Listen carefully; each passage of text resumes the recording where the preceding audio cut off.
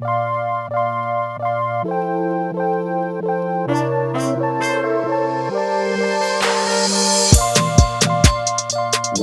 to episode number 1 of the Eavesdrop podcast. This is episode number 1. You know, it's crazy. I'm kicking it off? Yeah. At first, I thought that you were going to be episode number 2, but... No, but that was good programming. It was good You programming. want to put your headline up front. Yeah. Yeah.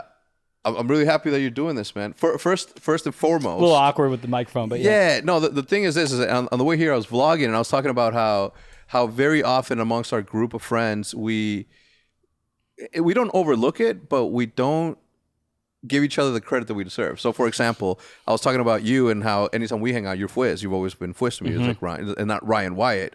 And I was telling him, like if you think about it, if you put it into perspective, like everybody, like, and you won't, you.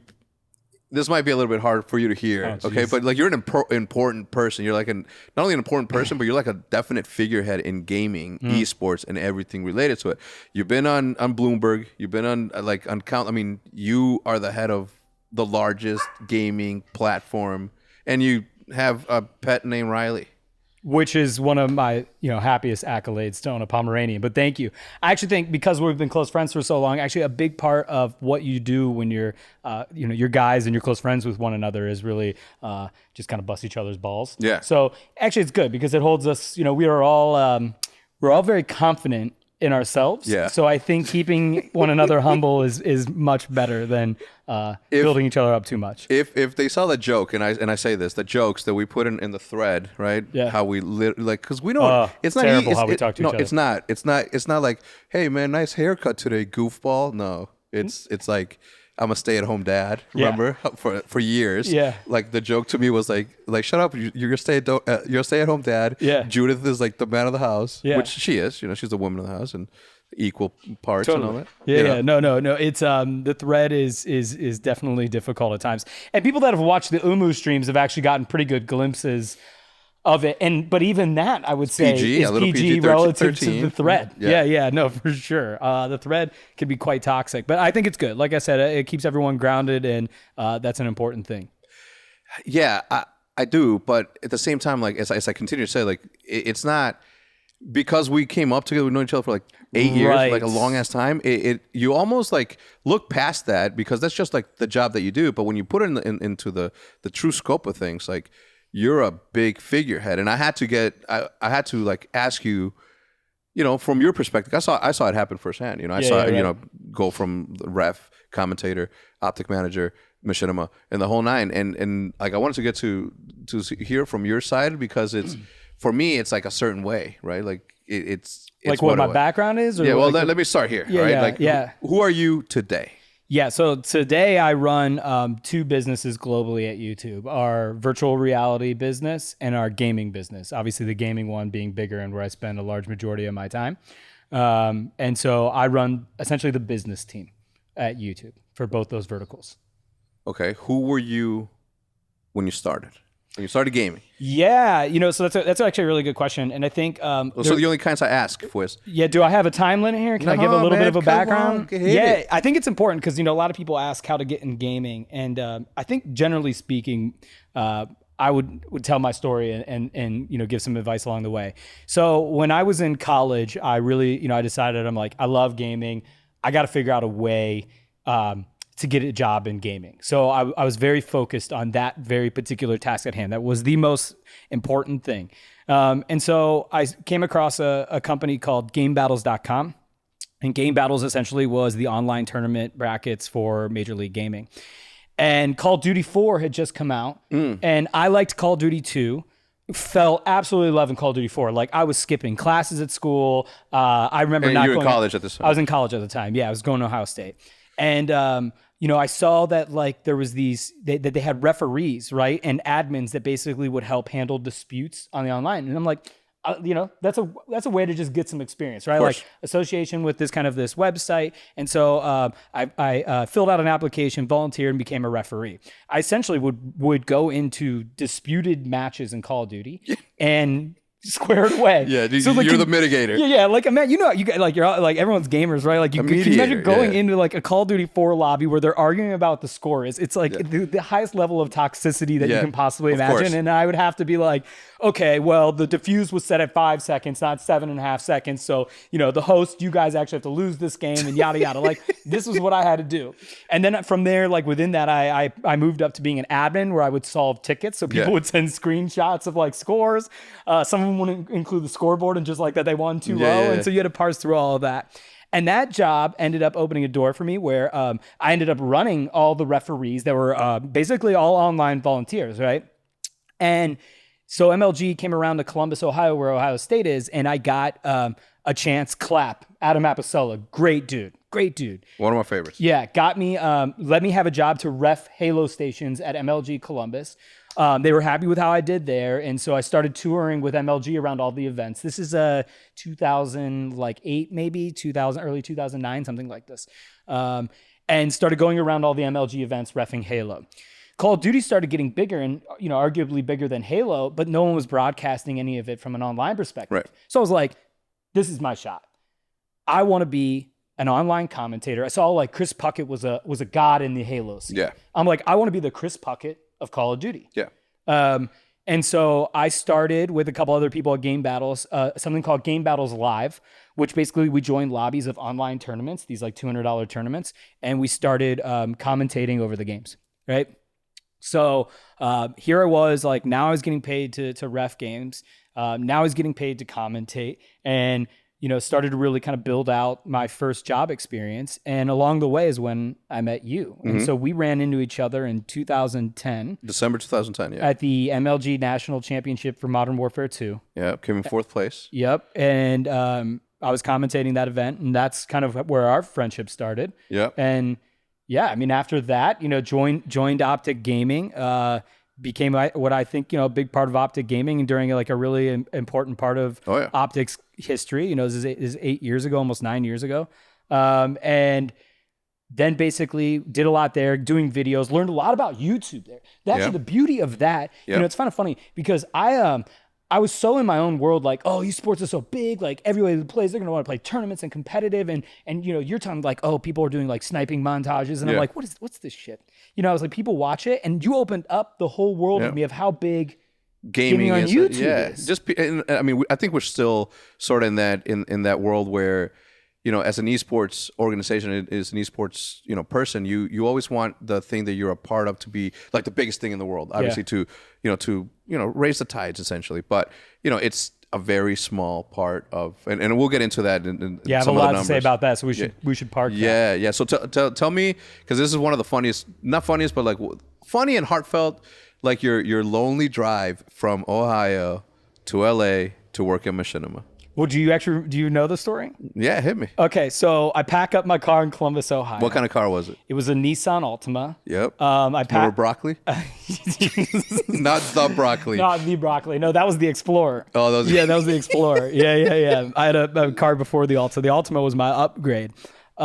So we packed it up. I pull out of the apartment complex. I'm like, I'm going to LA. Like, peace out, Ohio. One love. A girl backs into my car and like smashes the back right quarter panel of it. That's the world trying to hate on you. Say, don't go. Yeah, exactly. And so I ended up having to buy a one-way ticket shipping the car. And so I came out, broke as hell, dude. Yeah. Broke as hell. I took out a credit card. And I maxed the credit card out because I had to buy a bed and a desk and a TV, right? Like just the essentials. I had like some stuff from my apartment at Ohio State, but had to max out my credit card at IKEA and moved in with Optic J and Optic Diesel, who were also at Machinima and obviously also in Optic, and started my career. The original Optic House. The original first Optic House, and started my career in Burbank, California, which is outside of Los Angeles. The funny thing about that house, which a lot of people don't know about me, is my Justin TV Twitch background there. So we started that house as a streaming house, and we set up basically my computer at the end and then 4 other Xboxes. Yeah. So like Seananners, Hutch, Diesel, myself, Jay, we all could play, which at the time I believe was Black Ops 1 matches. And I was streaming on Justin TV those matches to maybe like, 50 people, 100 people max. No. I saw it get up to like 1,000 at one point. Yeah, we're like, holy fuck, we're doing something massive. here. Yeah. We were. You guys had the check, the $1 million check. Yeah, the $1 million check above it and stuff, and it was so cool. And actually, my channel, because we streamed on my channel, but it was obviously a group effort always. Yeah. And I very rarely streamed just by myself. Sometimes did.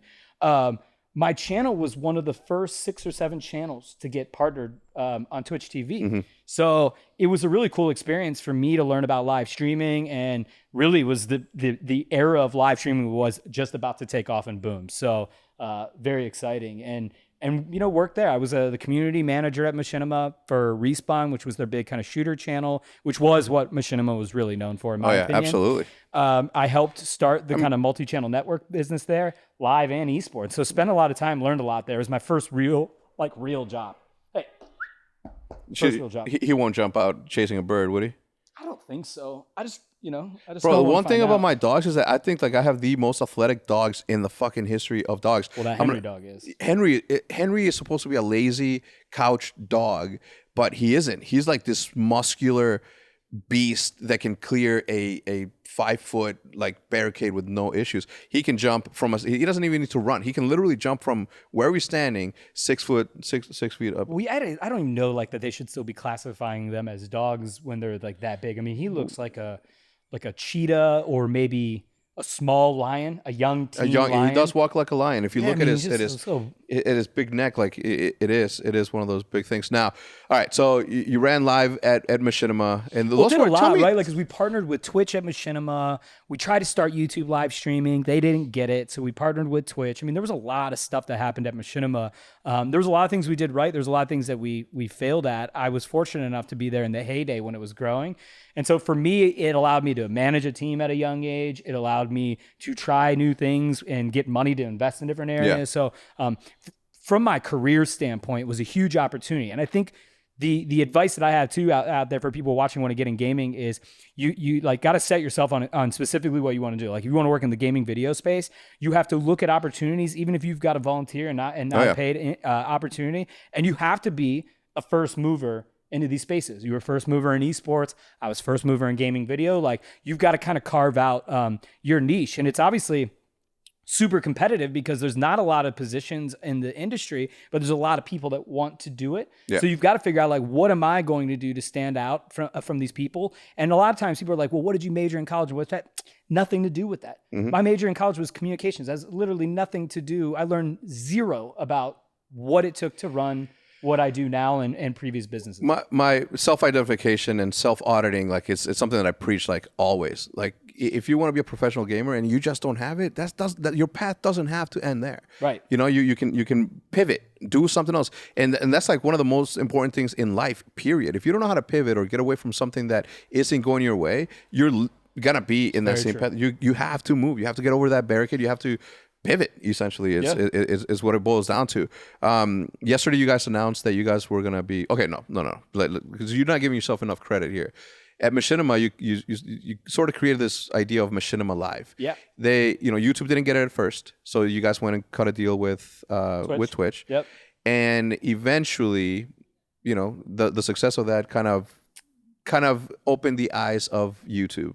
Yeah. And then they said it took a little bit, but but then they're like, you know what? Let's grab this young superstar up and comer. Well, I had a quick pit stop after Machinima. I went to I actually went back to Major League Gaming as the VP of programming. Oh shit, you did. Now it was only 8 months. You did. Yeah, I did. So did Rishi too. Yeah. So I got to go back, which was really cool for me because obviously that's where my career started, and so to go back there as like a VP was awesome, and I love the founders, Sundance and Sepso, and the guys that are at MLG. So it was really good experience. It was short-lived of 8 months, and obviously I went there thinking it would be much longer than that, mm-hmm. but was recruited to go to YouTube to start the gaming vertical. Yeah. So obviously gaming had been big on YouTube, but they had never specialized the vertical, right? It was basically rolled up under entertainment. Yeah. And so they were like, you know what? It's a big business for us. We need people with the background in the gaming industry. So they parsed out the product, marketing, business teams into one vertical for gaming. Meaning engine. Engineers, yeah, sorry. So people that are actually making the products on the back end.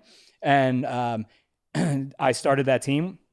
There was 2 people on the team at the time, and we have ramped it out globally now. So it's pretty exciting. So that's that is why and where I'm at YouTube today. And Yeah. I've been there for 4 years now. Running. 4 years? Is it really? Have Yeah, been that long? 4 years in November. Get out of here, dude. Yeah. Time flies. Now, when you brought up Sepso and Sundance, like I got this flashback of They'd be good dudes like, on the podcast. Yeah. Oh, they're gonna be 100%. Sure. Yeah, maybe even doing both at the same time might be good. I want to do well. It's gonna be Sunny.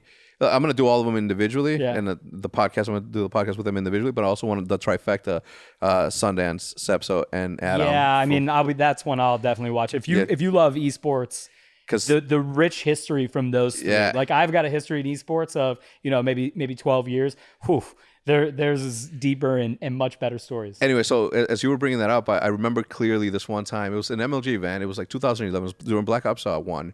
And we were walking around, and you were giving me the tour. It was like maybe my second or third event. No, she's cool. He's cool. I keep on calling him she for some It's reason. upsetting me. One more time. Okay, I apologize. No. We're not. We're gonna continue with the podcast. Sorry. There's Riley. Riley's Come here. Riley's like something that I would name one of my nieces. Yeah. Riley. What's up, man?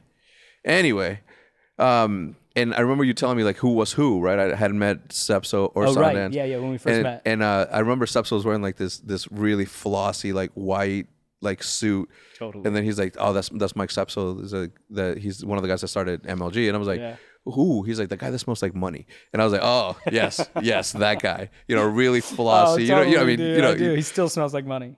Yeah, and I remember like during the heyday of MLG, and unfortunately, the heyday of MLG to me was always when Call of Duty wasn't the main attraction. Yeah, mine too. Yeah, I mean it was Halo, right?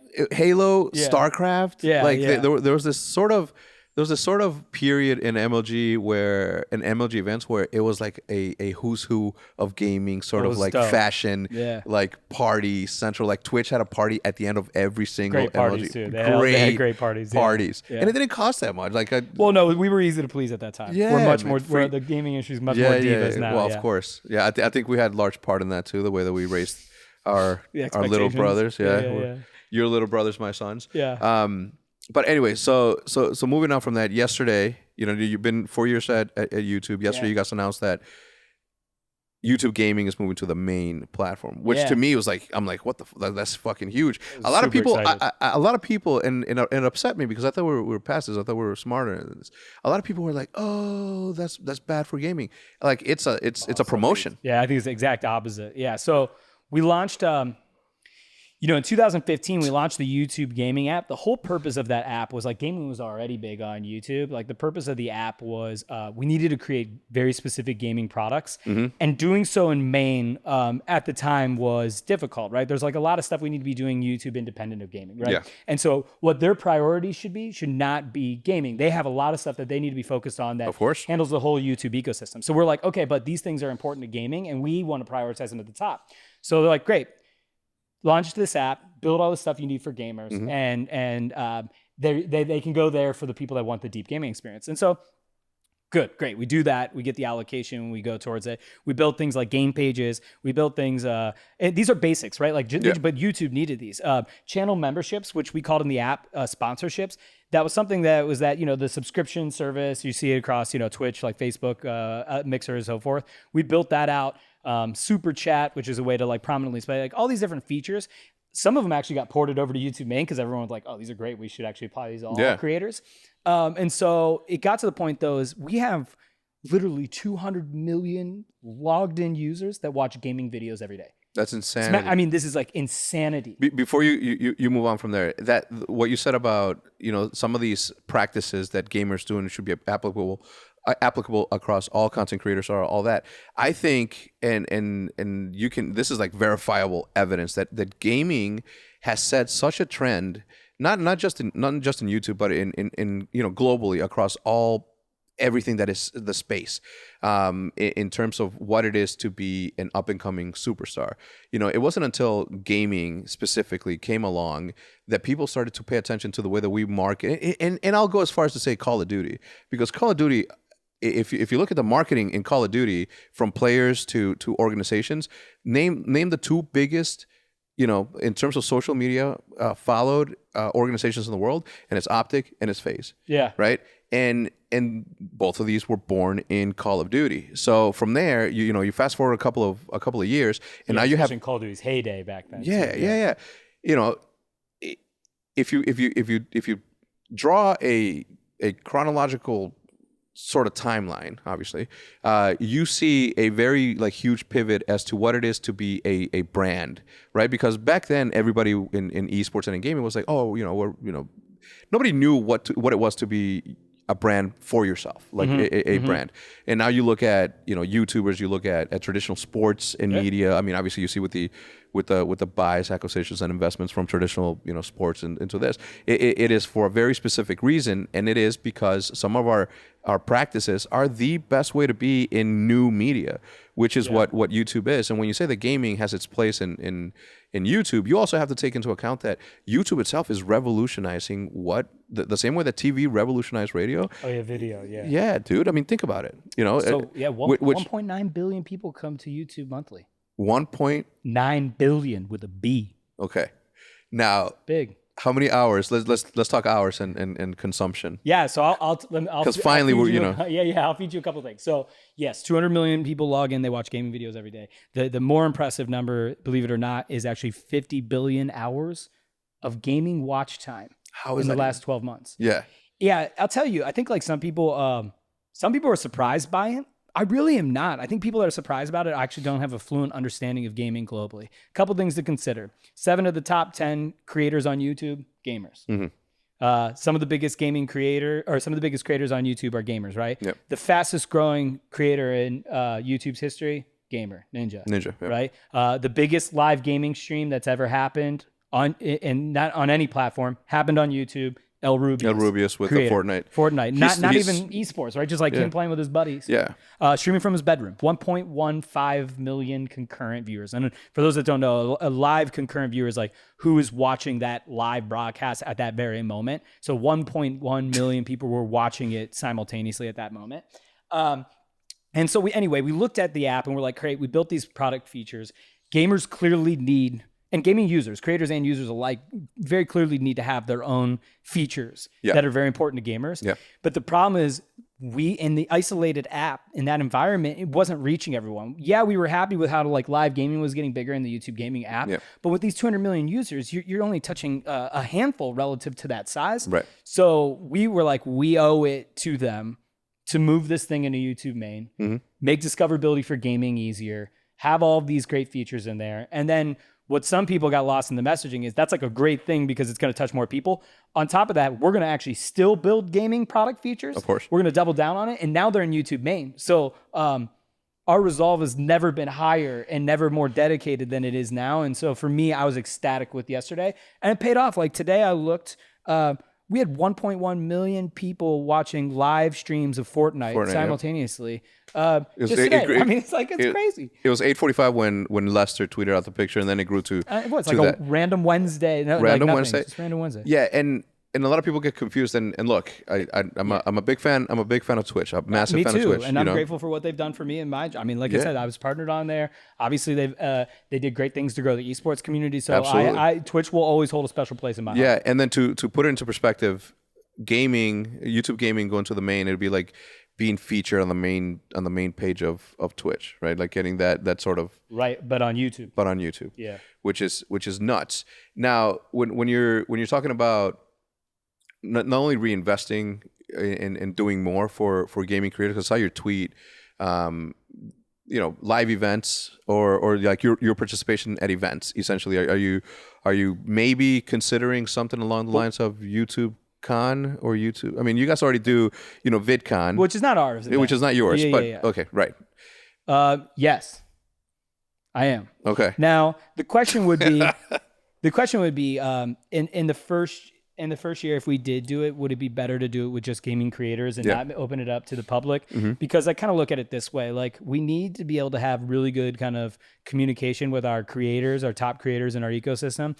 What we really need to do to open it up to publishers and fans and creators is have really meaningful presence at all the gaming events. Right. So PAX, E3, Gamescom, Tokyo Game Show, Brazil Game Show, Madrid Game Show, or Barcelona Game Show. There are all these different ones that are happening. Yeah. I actually think it's better for us to have meaningful presence there because you have the intersection of all those people. I don't think just replicating a TwitchCon, which I think is awesome that they do and is like really cool for the community, is the right step that we should be taking right now. But we need to be thinking about how we have this cross intersection of users, gamers, and creators.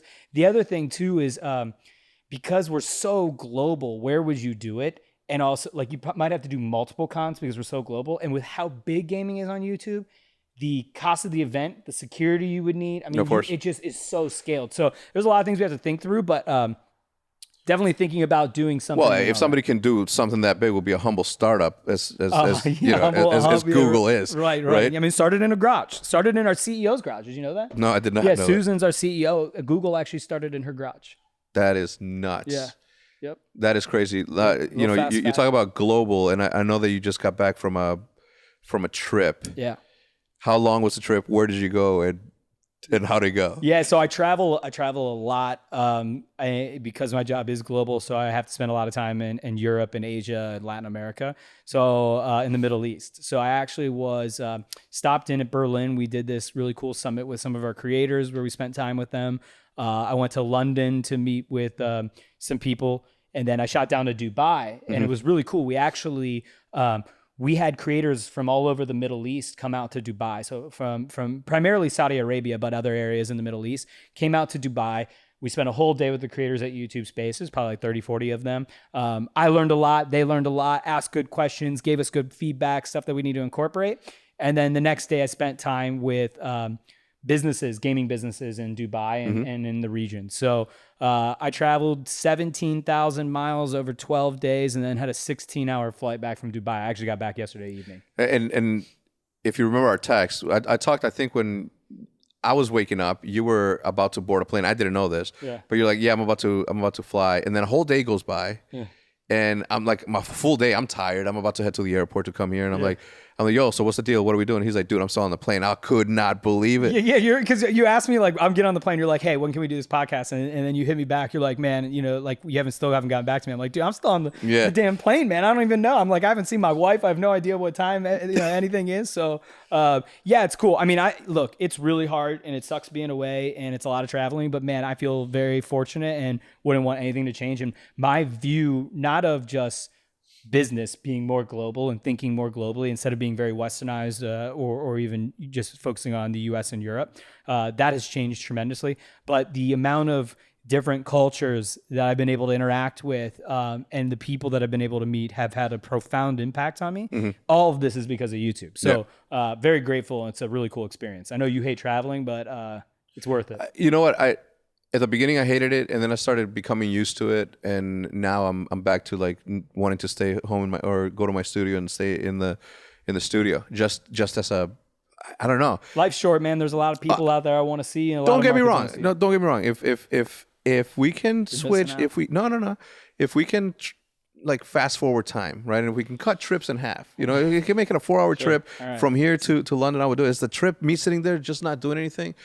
I'm a good sleeper, but I'm not that good at sleeping. Yeah, I'm not either. Like I take Benadryl and maybe get like 5 or 6 hours. I mean, luckily those things turn into beds and stuff, but it's still difficult. Well, not for everyone. Yeah, I know, but like with the amount of traveling I have, you kind of, yeah. So it's nice. You drink champagne and all that, and it's good. You go to bed. So luckily, I get a massage right before I go to bed, before I extend my bed and get my bed made by someone. I was a mess yesterday, so I had 2 scheduled tweets for the gaming announcement and stuff. Yeah. I couldn't get any Wi-Fi on the plane. Like I was getting like 1 megabyte a minute. Yeah. So I was able to do like a ping would come through, but like no tweets or anything. And so I'm like a mess. I was like, what's the creators think? What's the users think? What's they know as the press and all that stuff. And so I landed and was like, how personal do you take it? That because ultimately it's a product that belongs to YouTube, a company that how personal do you take? I mean, obviously you're a big, you're an impactful like piece of the puzzle, but can you take it that personal? And do you like?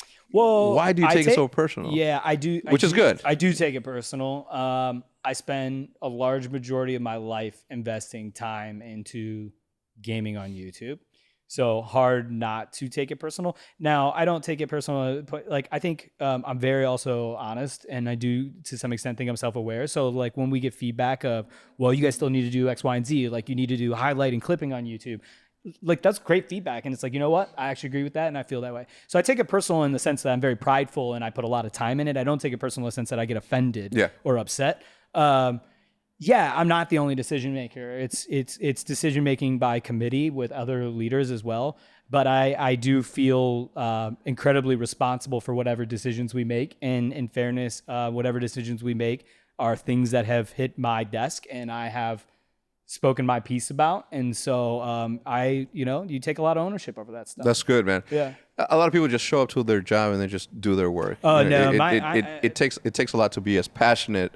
And it sounds, and you always come, I obviously know because I know you, but it always comes across, if I was an outsider perspective, it always comes across as like, you're so into this that it's respectable more than anything. Totally. I appreciate that. I mean, it's a mix of, I'm very competitive just in nature. And I'm very passionate. And so the combination of the two, I actually think is a good thing. All right. Yeah. So we talked about gaming. I want to talk about the future, which I think it's going to be the ultimate catalyst for humans to never go outside, which is virtual reality. Oh, I didn't know we were going to touch on this. Yeah, of course, man. Yeah. I'm very passionate about it. Yeah, I am. 100%. I just had a meeting, and a business got pitched to me where I don't know, I can't talk about it. It's sure. VR. And then when I immersed myself into this like very specific thing, I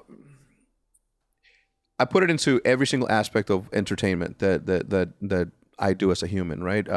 Sporting events, concerts, weddings, you name it. Like it will be, and it will get to that point. Now, as far as you becoming something, let's say an avatar of sorts, right? This is me going off on a rant. I want to know. I want to know. Tell me the most exciting thing you're seeing in VR and then AR. I think AR is super cool too. Yeah, I'll give you kind of my high level overview and then we can see if you want to dive in anything. So a couple things. So virtual reality, I think has a long way to go. I think I look at VR as a long-term, like 10 to 15 year investment. Mm-hmm. I've spent a majority of my professional time focused specifically on VR video. And so VR video is taking, essentially rendering a sphere video around you and being able to move around and look at that video. I think the coolest thing for virtual reality in the short term is the educational abilities that it can provide. Kayla and I sent, probably like 10 or 11 VR headsets to a school in Africa, and it blew their mind. Kayla's his wife. Is my wife, yeah, sorry. Blew their mind because, just being able to take someone to Mount Everest or take them to the Colosseum in Rome and like all these different places is very enriching experience. VR video still has a long way to go, and like there's a lot more time spent on it. Now, virtual reality outside of just the video component of it, I do think long term is going to be revolutionary in the gaming industry. I don't think that means that how gaming today necessarily goes away, but I think it'll be another additive component to gaming being really meaningful. And I think the ability, truthfully, to have these out of body experiences that we would never have otherwise would have will happen with like haptic feedback suits, better tracking, the Vives are releasing. A haptic, if you don't know, is the vibration of certain pressure points or wherever. Yeah, so if you get shot here, you'd be like, you get a vibration and stuff like that. So people that judge VR right now on where it's at and kind of where it's going to be the next couple of years are short-sighted, in my opinion. If they're judging it negatively, you mean? If they're judging it negatively. And I think even if you're over investing right now, like you've got to lay groundwork, but I wouldn't. If we were playing a game of poker, I would not be going all in yet. I'd be slow playing to the river and then be going all in. Yeah. If you don't know poker, it's basically like I would be mindfully investing now because I think it's important to get in the space now. Yeah. But the long-term payoff is going to be in 5 to 10 years. And you kind of want to accelerate your investments over time. So, but I'm big on it, as you can see. Yeah. Yeah. So AR is a whole nother beast. I think it'll be sooner than that. Like I appreciate but we don't know where technology is going to be. Like some kid in Singapore may be creating like this one chip or this one sort of combination that will make the chip be faster and everything. And then here you go. I'm going to Singapore in November. So if you know this kid, no, I don't know. I don't know the kid. In the Joe Rogan podcast with what's his name, Elon, they were talking about like, imagine if there was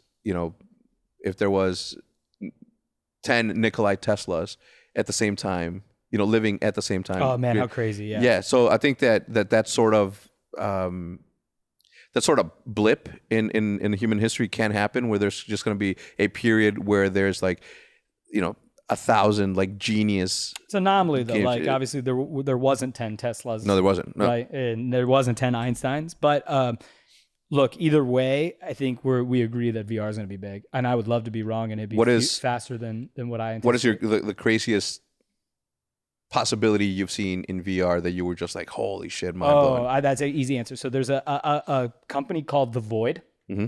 So what The Void does is they have they basically put up these they set up like this big studio, right?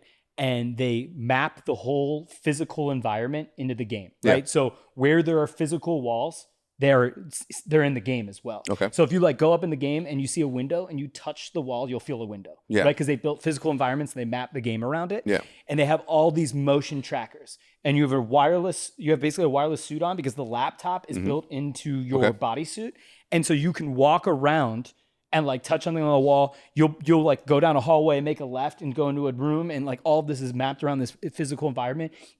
Hector, it's like mind blowing. And if you think like that's the stuff that you go do that and you're like very inspired, you should go check it out. They have one where they do Star Wars. I did one with Ghostbusters. You'll go into a room like this one that I did. I went in this room and I'm looking around, and the room's really cold, right? Because I'm outside and it's like snow mountains, and so they pump like AC into the room. You walk in the room, so you're freezing, right? Yeah. This dragon comes up, and all of a sudden a fan goes on and it starts blowing wind at you, and so you're like, your mind is tripping out because you're like, I am here right now, and I'm like scared. And it was cool because they had this they basically, you walked out this room and there was like a podium, and it was like a metal grate podium, and they had it, the physical environment, so you feel like you're on a metal grate. Now in the real environment, the wall's like right there, so if you actually jumped off that podium, you'd face plant into a wall. But in the game, it's this sprawling like snow mountains and stuff. But because your body is so tricked, you're never going to be like, oh, I'm not walking off that grate. No, of course not. You feel the fans, and if you did, you'd jump into like the fan that's blowing at you. So it's The Void. My gosh, The Void. Check it out. Void.com. I think they did a partnership. Don't quote me on this, but I think they did a partnership with Disney. So if you're at like one of the Disneys, I think you can actually go check it out in real time. It's mind blowing. I stepped into the Optic corporate offices once, and they like 3 weeks ago, where they had the Optic Arena. It's like a live, it's a VR environment, trophies and shit. And I walked into the trophy room and pretend it's a big trophy case. So this is live right now. You can go visit it. It's a trophy case, and then behind the trophy case, there's the shelves, and you see pictures. And then I walked up to the pictures, being mindful of the trophy case that was there, and I moved my shoulder in to make sure that I wasn't going to knock the trophy over. And as I'm looking at the pictures, and I'm like, I thought that I bumped it. I'm like, wait a minute. And then I swung my hand through the through the trophy, and there was nothing there. But my mind was so tricked because the hologram, and was so immersed in this reality that I was being careful of my objects around me when they're just like, they don't exist. They exist in there.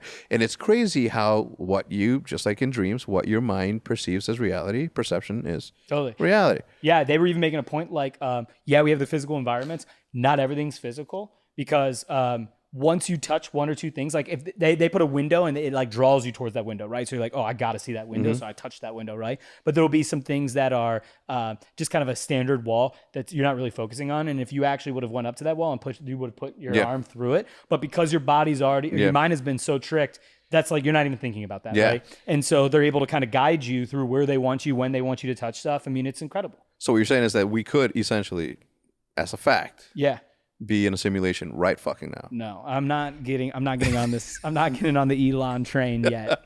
It's difficult, man. It's difficult for me to my life is so good, and I'm so blessed, and I think they simulated you well, huh? They did, man. They looked out for a brother, They did, and you too, man. They did, of course. That's super cool. AR, obviously augmented reality, which is explain it to the so us. That's basically kind of digitally imposing something in your reality, right? So for example, is like there's devices called the Magic Leap and the HoloLens, where you put on a headset, you actually see your real environment. So you would see like everything that we see, but you can you can basically bring in digital things. So for Magic Leap, for example, you can have a dolphin that's like swimming in the room, or you can have like soldiers fighting on the hardwood floor. And so it's bringing these kind of virtual items, or whatever you want to call them, into the real world, and it's a little bit blend.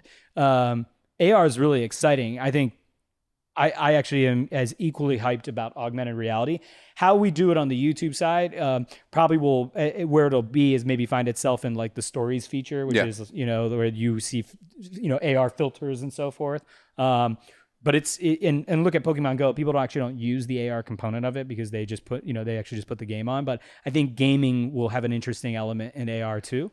I mean, if you look at the, I think it was League of Legends. I don't know if it was in Tokyo or where. The broadcast, OGN does it. OGN, where they have the dragons fly across, like the insanity. Dota does it at the international as well. They map with the floor. Yeah, mapping out the floor and stuff, and then having like when you pick your character, like the avatar shows up in real life. Dope, dude. Insanity. Dope. Speaking of that, and I guess this can be our send off topic, and it's esports. From a gaming, and obviously Google is nothing but. I mean, it's a lot of things, but data is like, sure. It's core. Like they need it all. They want every piece of information that exists across globally. What are your feelings towards? I know you're passionate about esports, but when you look at the numbers and you look where everything is it growing? Is it still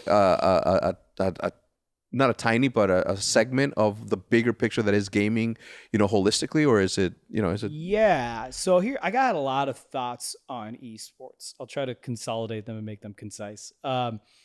So esports, I'm massively passionate about. Obviously, I commentated for 8 years esports. And not only did you were the best at it. Yeah, the best esports commentator that's ever existed. Period. I was just gonna say Call of Duty, but no. I know. I'm just kidding. And so esports relative to gaming, like content overall, is still pretty small. So if you look at like the 2.5 billion hours of esports, and when I think of esports, I think of leagues, tournaments, esports players, personalities, right? You look at it's about 2 billion on YouTube. Primarily VOD. We have a lot of the live broadcast of esports, like League of Legends is on there, and we've streamed like all kind of different tournaments with Counter-Strike, so forth. Anyway, Dota. It's about 1.5. So it's bigger, obviously, on Twitch because so much live is there and a lot of the team stuff. Mm-hmm. So you look at it, it's like, okay, it's let's say 4 billion hours of the gaming watch time industry is esports, both VOD and live. And actually, VOD is like pretty big because the human interest piece is shoulder content and so forth. Yeah. If you look at gaming watch time total, it's, by looking at Twitch and YouTube, Twitch's data is public, as is ours, it's like 57 billion. So it's 4 on 57 billion. Now, 4 is still a meaningful segment, right? I would say I wish the growth rate was higher. Esports isn't growing as fast as gaming overall. When you look at that whole picture, gaming is growing faster, esports is growing slower. That does raise a red flag, but it's still growing.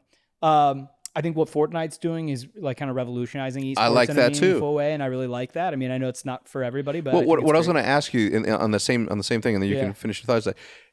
Because of the Fortnite like sort of show matches with personalities and competitors, I think that was that's a good thing to do in that. Great idea. Right? I mean, isn't that what we've been? Everything needs to be like franchised and look like traditional sports. That's okay. Fortnite lends itself to like be more entertaining anyway. And then, the battle royale mode, like it's different. Not all esports need to be created equally. I think like how the fighting community has, basically pioneered esports and kind of had their own identity. Absolutely. Is, like, beautiful. And like, it doesn't always have to be like, I think it's great what Overwatch has done with like franchising and having this really like kind of, model in League of Legends in the US and obviously EU. Like everybody doing kind of different things is good. First of all, it's good from the sense that like we're testing a lot of different things. Innovation. And 2, the more people we can welcome into the space, because maybe that thing's too like Overwatch or League of Legends franchise and that stuff's too hardcore for them. They like the Fortnite stuff, is better for all of us. All ships rise. So absolutely. we should be welcoming in all of that. And actually my point too about esports, I'm bullish on it long term. I think over the next 10 years, esports is going to be massive. And this point I'm making that it's still like a sliver of the bigger piece is just a short-term thing. I think the next generation of kids are going to primarily watch esports over traditional sports. We as like the millennials are still kind of divided that are gamers that like, I love traditional sports and I watch them more than esports, truthfully.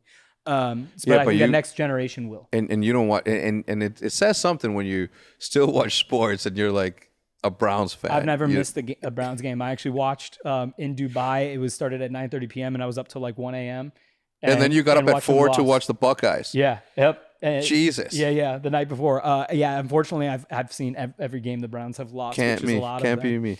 No. So yeah, I'm hopeful, and I'm big on esports long term. I think. What is one suggestion that you could give us from the esports side? Yeah, I think the one thing that esports still needs to work on, and I'm biased here, but I truly mean it.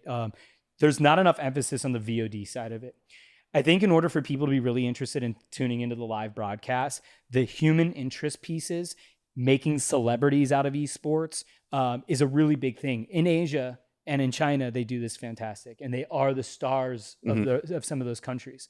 Here in the West and even in Europe, like a little bit, like we don't do a fantastic job at that. Like a lot of the top esports players actually don't have these like really big personalities and big followings. Like, yeah, you have Ninja, which could we argue, like, is he a pro player or what he is? You had Nade Shot, but like, it's not like we have a lot of them. We don't really have like all the equivalent. We basically need like 10 more Ninjas spread across esports. Look, and I'm not knocking where we are. I actually think we're making great progress. Ninja just was on the front of ESPN. Like, we're moving in the right direction. Oh yeah. We just, these are the things that I would think would help us move faster.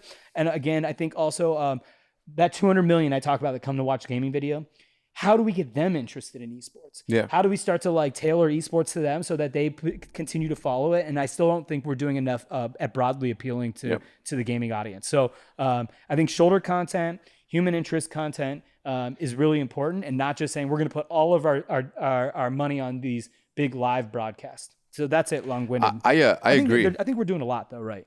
No, I agree. Obviously, you obviously know firsthand. Like one of the main things that I consider the thing that pushed Optic to where it's at was the fact that we turned professionals into YouTubers. 100%. You know what I'm saying? Like and I talk about this a lot. We didn't go out and try to, get the best players out there. We got, and whoever we had, we turned into personality, and that's what, look at Nate Shot. Like there couldn't be a Ninja if the Nade Shot didn't happen. You know what I'm saying? Because how big was Nade, during like this? It was like gaming had never seen someone bigger than that. Yeah, and, remarkable, right?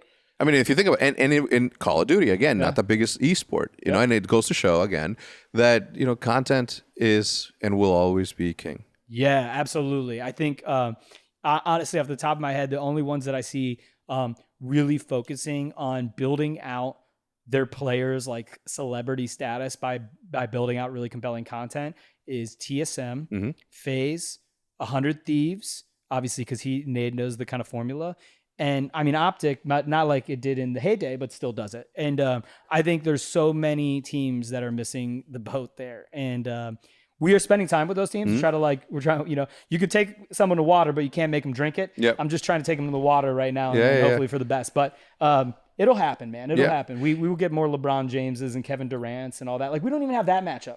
Not yet. We don't have the big LeBron James versus Kevin Durant. We're like, if you don't, like, people watch the finals even if they knew the Warriors were going to smack the Cavs, because you're like, this is an epic matchup. Two of the best players in the NBA going at it. Like, we kind of have that. And, you have the Faker like narrative in League of Legends, and, Bjergsen sometimes. Like, there's some of that stuff, but their celebrity is not known outside their community. Right.